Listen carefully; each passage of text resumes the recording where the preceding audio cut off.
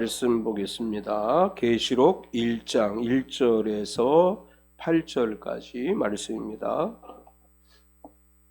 계시록 1장 1절에서 8절까지 제가 가지고 있는 성경은 신약 성경 398페이지입니다. 우리 같이 천천히 합독하겠습니다. 예수 그리스도의 계시라. 이는 하나님이 그에게 주사 반드시 속히 일어날 일들을 그 종들에게 보이시려고 그의 천사를 그 종 요한에게 보내어 알게 하신 것이라. 요한은 하나님의 말씀과 우리 예수 그리스도의 증거 곧 자기가 본 것을 다 증언하였느니라. 이 예언의 말씀을 읽는 자와 듣는 자와 그 가운데 기록한 것을 지키는 자는 복이 있나니 때가 가까움이라. 요한은 아시아에 있는 7 교회에 편지하노니 이제도 계시고 전에도 계셨고 장차 오실 이시며 그의 보좌의 앞에 7 영과 또 충성된 증인으로 죽은 자들 가운데서 먼저 나시고 땅의 임금들의 머리가 되신 예수 그리스도로 말미암아 은혜와 평강이 너에게 있기를 원하노라. 우리를 사랑하사 그의 피로 우리 죄에서 우리를 해방하시고 그의 아버지 하나님을 위하여 우리를 나라와 제사장으로 삼으신 그에게 영광과 능력이 세세토록 있기를 원하노라. 아멘. 볼지어다 그가 구름을 타고 오시리라. 각 사람의 눈이 그를 보겠고 그를 찌른 자들도 볼 것이요 땅에 있는 모든 족속이 그로 말미암아 애곡하리니 그러하리라. 아멘. 주 하나님이 이르시되 나는 알파와 오메가라.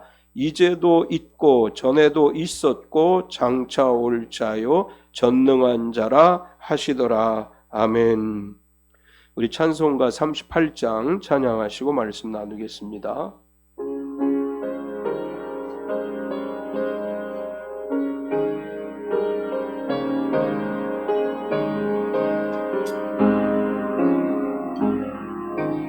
예수 우리 왕이여 이곳에 오셔서 우리가 왕께 드리는 영광을 받아주소서. 우리는 주님의 백성, 주님은 우리 왕이라. 왕이신 예수님 오셔서 좌정하사 다스리소서. 예수 우리 주시여 이곳에 오셔서 우리가 주께 드리는 찬양을 받아주소서. 우리는 주님의 종들, 주님은 우리 주시라. 주 되신 예수님 오셔서 이 찬양을 받아주소서. 아멘. 우리 서로 환영하겠습니다. 주님의 이름으로 당신을 환영합니다. 앞뒤 옆 사람을 박수로 환영하겠습니다. 주님의 이름으로 환영합니다. 우리 유튜브 예배에 참여하시는 분들 환영합니다. 우리 서로 축복하겠습니다. 몸은 건강하게, 마음은 평안하게, 삶은 행복하게. 날씨가 많이 추워지고 있죠. 영하로 내려간다고 하고 이제 그렇게 추운 날씨가 열리고 있는데 이번 한 주간 날씨가 춥든지 덥든지 상관없이 주님 은혜 가운데 건강하고 평안하고 행복한 하루하루 되시기를 축원합니다. 아멘. 주보 있는 글 읽어드리겠습니다. 얼쩡거리는 신앙.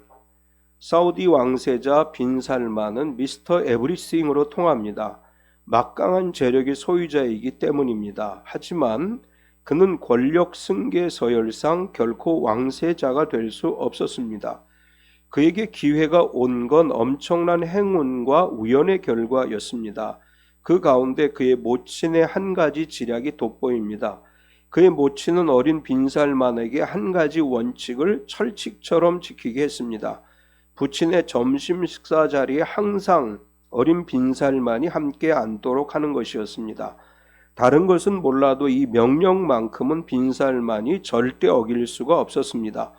매일 점심 식사 시간에 주고받는 일상의 대화를 통해 그와 부친은 강력한 친밀함이 형성됐습니다. 빈살만이 성장했을 때 그는 형제들처럼 해외 유학을 가지 않았습니다. 아버지와 단절의 시간을 만들지 않기 위해서였습니다. 왕자는 결국 가장 친밀한 아들 빈살만에게 넘어왔습니다. 하나님과 항상 얼굴을 대하며 친밀함을 형성하는 것, 그것이 가장 강력한 능력입니다. 하나님의 얼굴 앞에서 많은 시간을 보내며 얼쩡거리는 신앙, 이런 신앙이야말로 거룩한 능력입니다. 하나님 앞에 얼쩡거리는 신앙이 능력 있는 신앙이라고 하지요. 우리가 하나님 앞에 가까이 나아갈수록 하나님의 은혜가 더 넘치게 되는 것은 분명한 사실입니다. 항상 주의 전에 가까이, 하나님 앞에 기도로 가까이 나아가는 삶이 되시기 바랍니다. 교회력으로 하면 오늘은 왕이신 그리스도의 주일입니다. 이제 교회력을 해마다 말씀을 드리죠. 왕이신 그리스도의 주일은 한 해의 마지막 주일이고 다음 주부터 대림절이 시작되어지는데 교회력에 의하면 대림절은 한 해의 시작입니다. 우리가 지난주에 추수감사절을 지내고 오늘은 왕이신 그리스도의 주일을 지키고 다음 주부터는 인간의 몸을 입고 성육신하신 그리스도의 은혜에 감사하면서 또한 다시 오실 그리스도를 기다리는 대림절이자 성탄의 계절이 시작됩니다. 우리가 믿는 예수님은 하나님이시면서도 인간의 몸을 입고 성육신하셨습니다. 인간의 몸을 입고 오신 예수님은 가장 낮고 낮은 모습으로 오셔서 우리를 위해 모든 것을 내어주셨습니다.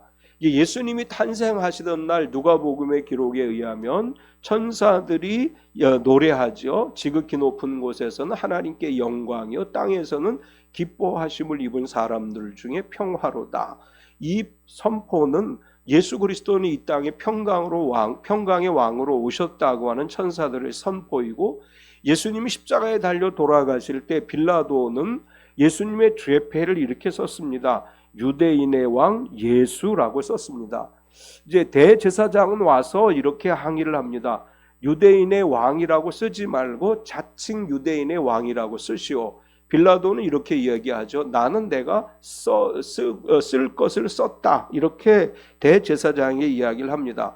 마국간에 오신 베들레헴 마국간에 오신 예수님은 평강의 왕으로 이 땅에 오셨고 십자가에 달려 돌아가신 예수님은 빌라도에 의해서 유대인의 왕이라고 공식 선포됐습니다. 예수님은 모든 인류의 왕으로 오신 것입니다. 예수님이 우리를 위해 이 땅에 오셨지만 사실은 왕으로 오신 그분은 섬김을 받는 왕이 아니라 섬기는 왕으로 이 땅에 오셨습니다. 세상의 권력을 가진 자들과 다른 차원의 하나님 나라의 왕의 모습을 우리에게 보여주셨습니다. 세상의 권력을 가진 사람들은 그 권력이 영원할 것이라고 착각을 하는 경향이 있지요. 권력을 차지하기 위해서 수단과 방법을 가리지 않고 권력을 차지하고 나면 자신이 가진 권력을 빼앗기지 않으려고 합니다. 세상의 권력만큼이나 종교 권력을 누리려고 하는 사람들도 있죠. 자칭 하나님이라고 자칭 그리스도라고 주장하는 사람들이 하는 짓을 보면 세상의 권력을 가진 사람들보다 더 권력을 행사하려고 하고 자신을 화려하게 꾸미려고 합니다. 예수님 우리의 영원한 왕이시지만 그분이 인간의 몸을 입고 이 땅에 오셨을 때 세상의 권력자들과 다른 모습을 우리에게 보여주시면서 우리에게 이렇게 말씀하셨어요. 너희는 섬기는 자가 되라. 이렇게 말씀하십니다. 왕이신 그리스도는 우리를 위해서 모든 것을 내어주시고 섬겨주신 분이십니다. 왕이신 그리스도의 주일에 요한 사도가 받은 계시의 말씀 중에 처음 부분을 통해서 왕이신 예수님이라고 하는 제목으로 말씀을 나누려고 합니다. 오늘 말씀을 통해서 우리가 발견할 수 있는 것은 첫 번째로 요한은 이렇게 기록해요. 예수 그리스도의 계시라, 이렇게 이제 기록을 합니다. 요한계시록은 성경의 마지막 책이죠. 신약 성경의 마지막일 뿐만 아니라 구약 성경의 마지막 부분입니다. 신구약을 합쳐서 마지막입니다. 요한 사도는 반모섬에 유배된 가운데 하나님 예수님으로부터 이 계시를 받아 기록한 것으로 알려졌고, 요한계시록은 사실 많은 사람들이 어렵다고 생각해요. 상징적인 이야기 또 환상적인 언어로 묘사가 되어 있기 때문에, 종말론적인 예언들을 담고 있기 때문에 예수 그리스도의 재림과 최후의 심판, 새하늘과 새 땅의 도래를 중심으로 한 내용을 다루고 있는데, 사실은 읽어보면 조금 어렵다고 생각할 수 있고 이해하기 힘들다고 생각할 수 있습니다.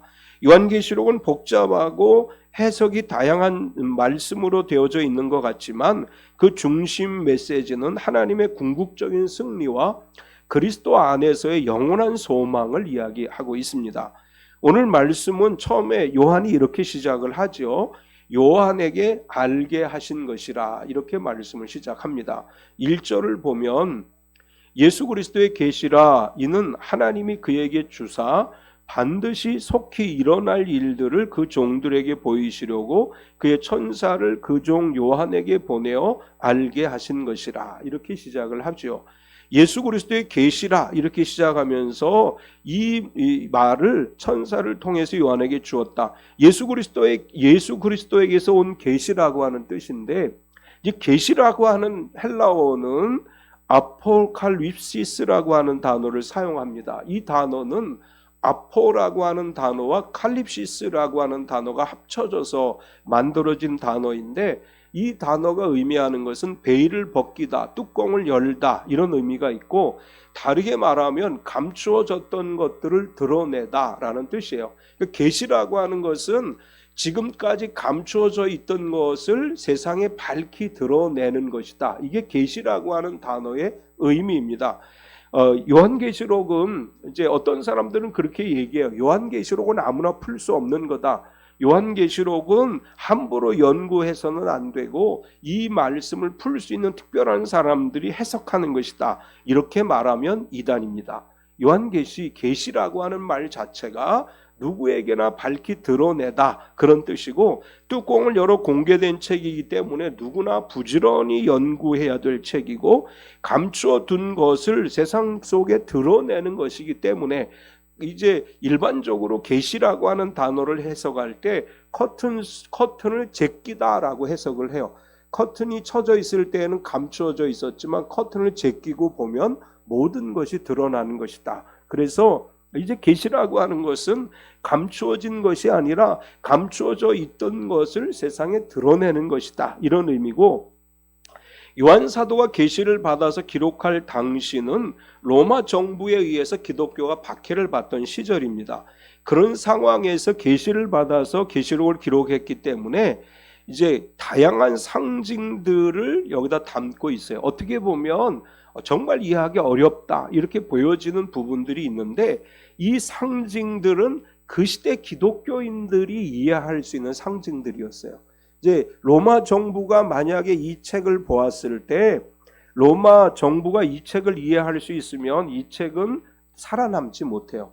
로마 정부에 의해서 이 요한계시록이 다 없어질 수 있습니다. 그래서 그 시대의 기독교인들이 알 수 있는 상징들을 하나님이 주셨고, 그것을 기록해서 그 시대 기독교인들에게 이 말씀들을 읽게 했습니다. 이제 이 요한계시록을 해석하는 사람 중에 어떤 분은 이런 이제 단어를 썼어요. 최초의 연극 대본이다, 이런 표현을 썼어요. 이 요한계시록을 보면 제1장 1막 막을 여는 것처럼 보이죠. 당시에 로마에는 연극이 굉장히 유행하고 있었는데, 요한계시록을 읽어보면 연극 대본을 보는 것 같아요. 뭐 막이 열리고 뭐 인물들이 등장하고 상징적인 인물들이 막 등장을 해요. 그러니까 로마 정부는 이 요한계시록을 연극 대본으로 생각을 해서 이 요한계시록 없애지 않았다. 이제 어떤 이 성경을 해석하는 사람 중에 이제 그렇게 해석하는 사람이 있어요. 중요한 건 뭐냐? 다른 사람들은 이해하지 못하지만 그 시대 기독교인들은 이것이 무엇을 의미하는 것인지를 충분히 이해할 수 있었다라고 하는 것입니다. 예수님께서 주신 계시인데 이 계시를 주실 때 천사를 요한에게 보내서 알게 하셨다, 이렇게 기록을 합니다.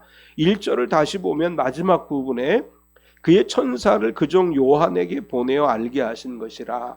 이제 이 1장 1절의 말씀을 현대어 성경으로 보면 이렇게 기록했어요. 내가 지금까지 그 누구에게도 알려지지 않은 일을 글로 적어 증언합니다. 하나님께서는 곧 일어날 이 일을 당신의 종들에게 알리려고 그리스도께 계시하셨고, 그리스도께서는 천사를 당신의 종 요한에게 보내 그 뜻을 설명해 주셨습니다. 현대어 성경은 이렇게 번역을 했습니다. 그러니까 지금까지는 감추어져 있던 것이지만 이제 요한을 통해서 이 감추어졌던 것을 세상에 밝히 드러내려고 한다, 이렇게 이제 설명을 하고 있고, 예수님께서는 천사를 요한에게 보내서 이루어질 일들에 관해서 이제 설명을 해준 것이다. 이제 그래서 이 말씀을 그 시대 그리스도인들은 충분히 무엇을 상징하고 무엇을 이해하는지 알 수 있었지만 믿지 않는 자들은 이것을 이해할 수 없었다, 이렇게 이제 우리가 볼 수 있습니다. 요한사도는 앞으로 이루어질 일에 대한 계시를 받았고 그 계시를 기록해서 핍박받는 그리스도인들에게 희망의 메시지를 준 거예요.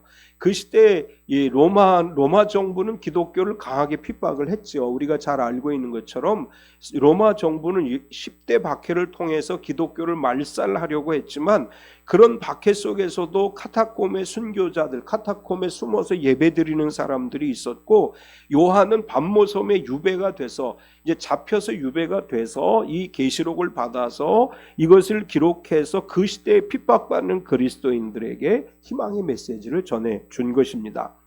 요한은 자신이 본 것을 다 증언했다, 이렇게 기록을 했습니다. 2절에 보면 요한은 하나님의 말씀과 예수 그리스도의 증거고 자기가 본 것을 다 증언하였느니라.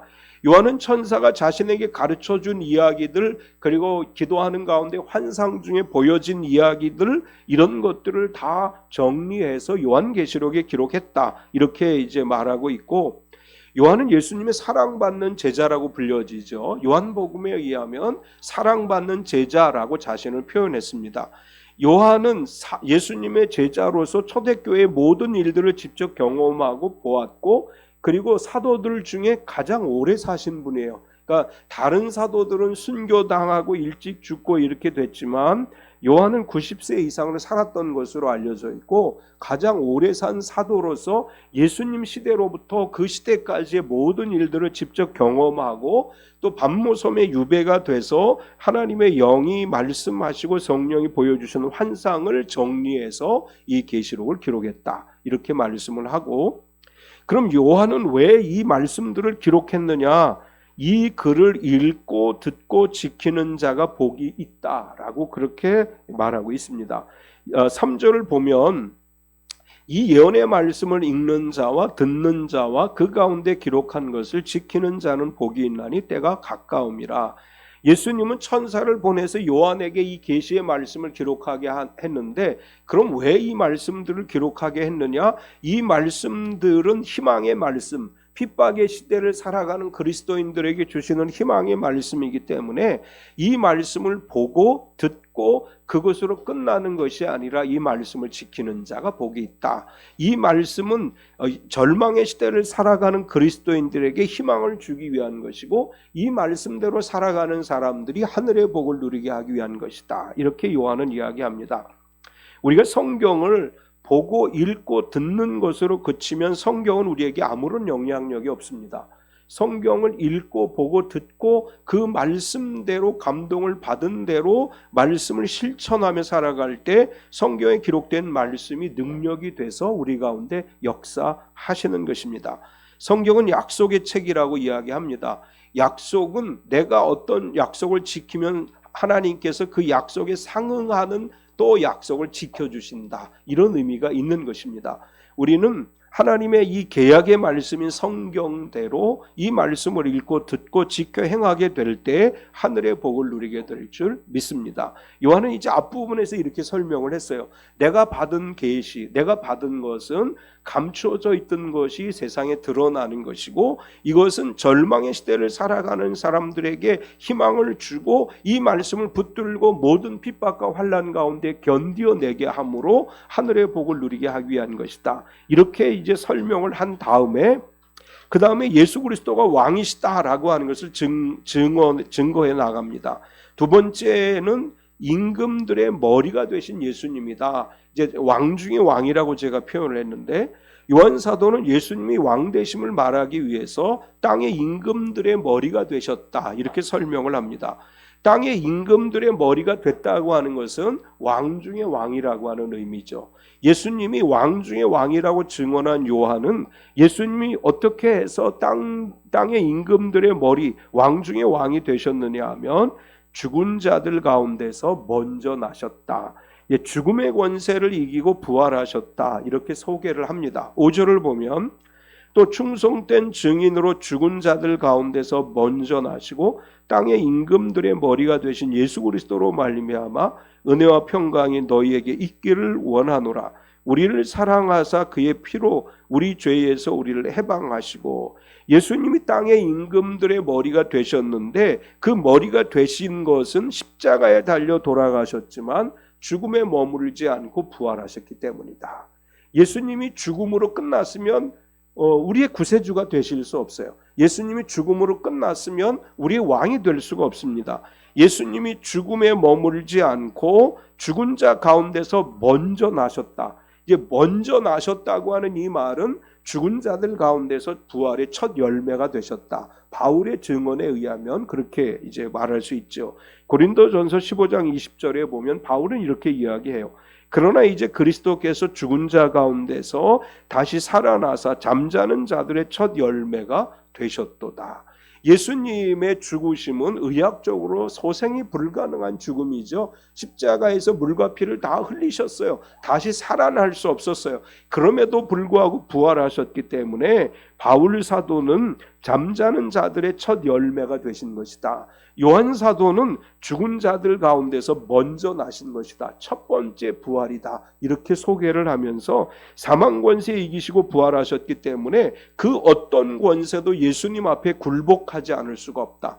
예수님은 세상의 모든 권세를 지배하는, 세상의 모든 권세들이 예수님 앞에 굴복하는 왕 중의 왕이고 왕들의 머리고 왕 중의 왕이시다. 이제 이렇게 요한 사도는 예수님에 대해서 이야기를 합니다.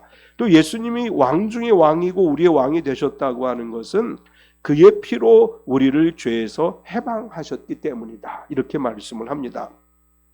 5절 중간 부분부터 보면 예수 그리스도로 말미암아 은혜와 평강이 너희에게 있기를 원하노라. 우리를 사랑하사 그의 피로 우리 죄에서 우리를 해방하시고, 죽음을 이기신 예수님은 예수님의 피로 우리를 죄에서 해방하셨어요.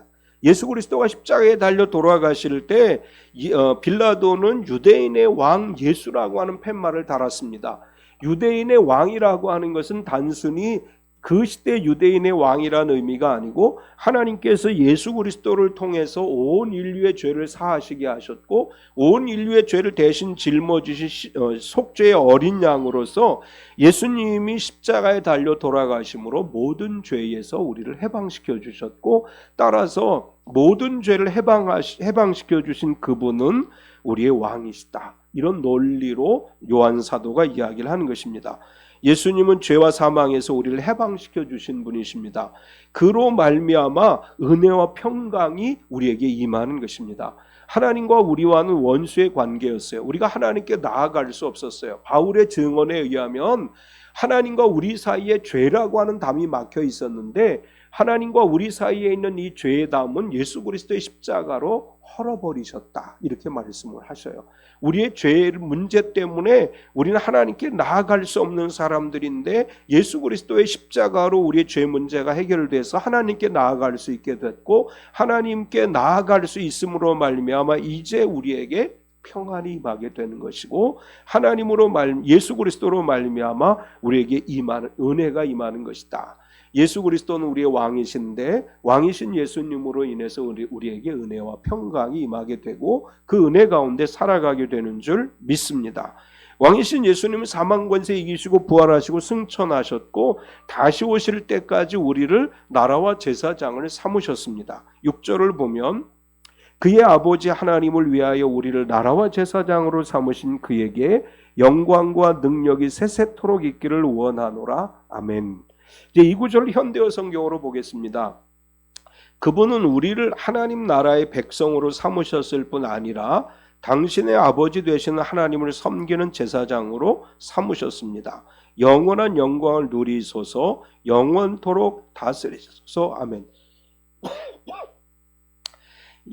요한 사도가 이야기하는 것은 하나님께서 우리를 나라와 제사장으로 삼으셨다. 여기서 나라라고 하는 말은 교회를 의미하는 것입니다. 하나님 나라, 우리가 이 땅에서 하나님 나라의 제사장으로 세움을 받게 됐고 우리 모두가 하나님께 영광을 돌리는 하나님께 예배를 드리는 예배자, 거룩한 제사장이 됐다. 이렇게 이제 말씀하고 있습니다. 마르틴 루터가 종교 개혁을 하면서 내세웠던 신학 이론이 만인 제사장론이라고 하는 거예요. 이제 이 전까지는 로마 카톨릭의 사제들의 중보를 통해서 하나님께 나아갈 수 있다. 그래서 사제를 거치지 않고 회개를 할 수도 없고 하나님을 만날 수도 없어요. 그런데 마르틴 루터는 뭐라고 얘기했느냐 하면 모든 성도는 누구든지 자신의 의지로 하나님께 나아갈 수 있다. 하나님께서 예수 그리스도로 말미암아 우리의 죄를 사해 주셨기 때문에 우리가 자발적으로 하나님 앞에 나아가서 죄 사함을 위한 회개의 기도를 할 수 있고 또 하나님을 우리가 예배할 수 있다. 마르틴 루터가 만인 제사장론을 주장을 했습니다. 이제 이 마르틴 루터가 이런 주장을 할 수 있었던 것은 오늘 요한계시록에서 요한 사도가 말한 것처럼 우리 모두를 제사장으로 삼으셨다라고 하는 이 말씀에 근거해서 우리는 모두가 누구든지 하나님 앞에 제사하고 하나님을 예배할 수 있는 자격을 가진 제사장들이다. 이렇게 이제 말씀을 합니다. 왕이신 예수님은 우리를 죄에서 해방시켜 주시고 하나님께 나아갈 수 있는 길을 열어주셨습니다. 우리는 누구나 하나님께 나아갈 수 있어요. 이제 누구를 통해서가 아니고 내가 하나님 앞에 나아갈 수 있어요. 이 길을 예수님께서 십자가의 피로 우리에게 열어주셨고 왕이신 예수님께서 우리가 아버지께 나아갈 수 있는 길을 열어주셨습니다.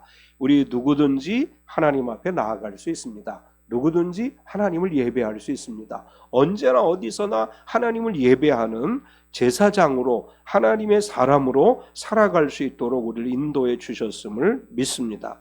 세 번째는 다시 오실 왕이다 이렇게 말씀을 합니다. 예수님은 성육신 하셔서 우리를 죄에서 해방하시고 영원한 생명을 얻을 성도로 우리를 삼아 주셨습니다. 누구든지 예수를 구세주로 믿는 성도들은 하나님의 자녀가 되고 하나님의 백성이 됐습니다. 우리는 이 세상에서 하나님 나라의 백성으로서의 삶을 살아가는 것입니다. 예수님은 우리의 왕으로 이 땅에 오셨지만 우리의 죄를 해방시키시고 그리고 부활하신 다음에 승천하셔서 하나님 보좌 우편에 계십니다. 그리고 마지막 날 다시 오셔서 우리를 영원히 다스리십니다. 4절을 보면 요한은 아시아에 있는 7교회에 편지하노니 이제도 계시고 전에도 계셨고 장차 오실 이시며 그의 보좌 앞에 있는 7 영과 여기 보면 이제도 계셨고 전에도 계셨는데 장차 오실 분이시다. 예수 그리스도는 재림의 왕이십니다. 다시 오실 우리의 왕이십니다.